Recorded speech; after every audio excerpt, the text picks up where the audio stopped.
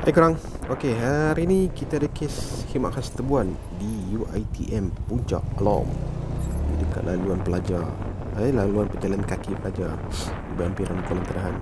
So kita ke balai, anggota lain nak jumpa, sertai.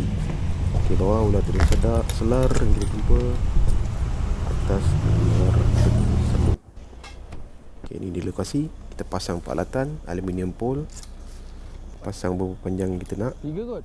Satu batang selalunya dalam 5 kaki. Kemudian kita sambungkan ujung dia nanti untuk saluran gas. Mana kepala dia? Buka api, nyalakan api, bukakan gas, nanti akan keluarlah api dia. So kita boleh musnahkan sarang tu lah. Sarang Tebuan tak boleh pindah Kita bakar terus, kita terpaksa hapuskan. Alright, enjoy. Oh, 5 meter. 5 meter.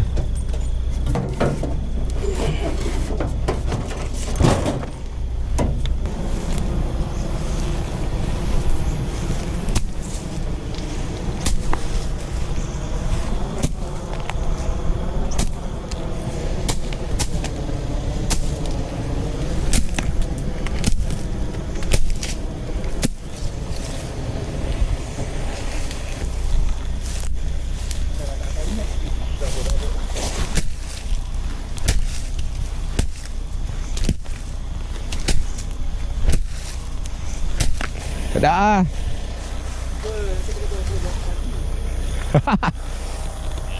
Lagi. Tak ada. Jatuh dari atas dia.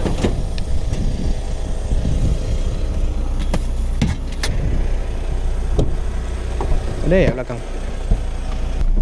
Cuma kolang UiTM pusing. Bismillah. Betul. Dah okey. Betul. Okey, ada. Tahu ke tak boleh? Datang langsung dia. Zizan Suria je. Kena gear sana je. Jom kita pergi sana. Jom. Itu kereta zaman-zaman dulu kan. Tak larang naik kan? Tutup aircon. Si, Ha.